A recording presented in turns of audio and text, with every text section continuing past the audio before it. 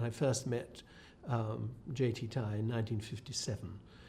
He came over for a sale we had in June. Here was this man who was nearly 6 foot tall, with a very steady gaze, slightly aloof style.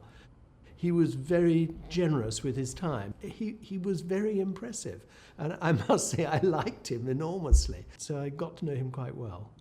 He had started his life, as I did, as an apprentice, working for his uncle Chen in Wuxing, which is a city near to Shanghai. And he had an uncle who had an antique and curio shop. And so gradually he accumulated a really good knowledge. In the 1930s, he actually opened a shop in Shanghai.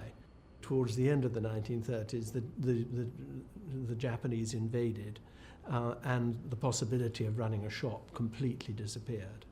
With the close of the war, China reverted to civil war, and there was a really, really difficult time. So that by 1949, he decided that he and his family should leave, and they went to Hong Kong. And quickly, he realized that because you could no longer deal with China, it was effectively closed, the marketplace was much more going to be America and Europe. And he moved to New York to get himself established. But in the first year he was there, he set up his business as J.T. Tai, and by 1953 he made his first journey to London, and he came to a sale here at Sotheby's. He had undoubtedly had presence, there was no doubt about that, but you completely had the feeling that this man knew his subject and knew it incredibly well. He had this very deep knowledge, learnt on the ground, as it were. And I mean, the museums of America are witness to that. And what we have in the sale in Hong Kong is the same. I mean, the stars of that collection, he's owned for 40 years. The J.T. Tai collection includes 8 vases that were made during the peak period of porcelain in China under Emperor Qing, who was one of China's greatest art lovers and patrons. And most of these vases boast of a history in the West going back to the 19th century.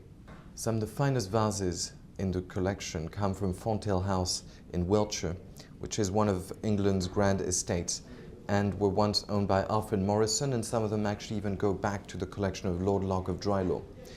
Most of the enameled vases that were painted during the Qing period were painted in Jingdezhen, south of the Yangtze River, where the Imperial porcelain kilns were set up. One of the most sumptuous examples that came from the Fonthill heirlooms is this particular vase here in the form of a double gourd. You can see the background is incised with a needle point to convey a sense of rich brocade, and that is a type of decoration that was first developed in Beijing, but soon in the early Qing period was introduced in the south. You can see how the flowers are wonderfully shaded all around the body, and how they're entwined around this sort of iron red and gold tray, almost like climbers on a pergola. The mark on this vase is inscribed in iron red on a turquoise ground, and is very typical of famille rose ware made during the Qing period.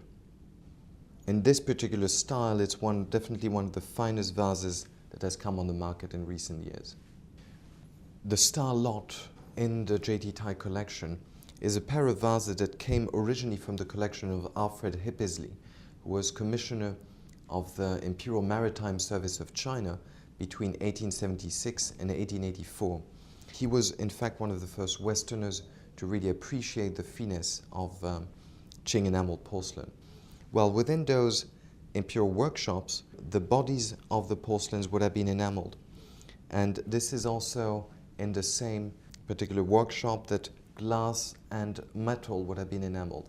And that is why, for example, the style of painting that you see on these different vignettes around the body is very similar to a type of enameling you would expect on glass. And if you look at the neck, here how this formal scroll is enameled on a solid color ground, that is very typical of enamels you would see on copper. A particular feature of Beijing enameling is that when vases were made in pairs, or objects were made in pairs, they were not totally identical. In fact, if you look carefully here, this is a sort of mirror composition that is complementary. Very few vases of this type exist. Typically, on vases of this phalanxite type, the mark on the base is inscribed in blue enamel. This is one that is very, very much sought after today in the market, and it's an incredible opportunity to see them available today for sale.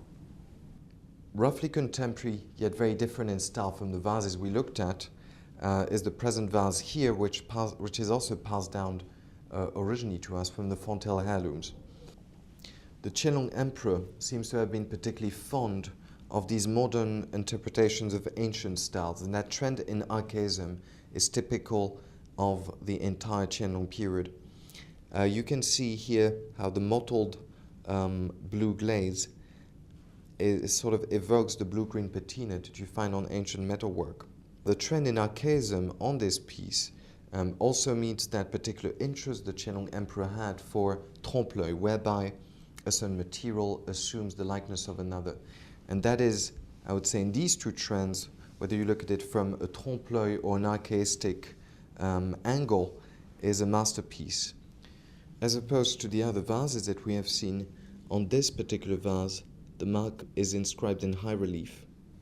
This particular style of decoration, where porcelain imitates partial gilt and partially patinated metalwork, is usually found on smaller pieces.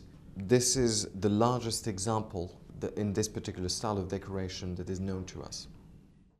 It's an important event because these were collected by somebody who was a great expert, a great connoisseur.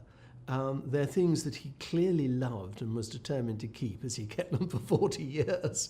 So that they are definitely masterpieces, and I think will attract a huge amount of attention, mostly for what they are, but also because of the provenance that they carry with them.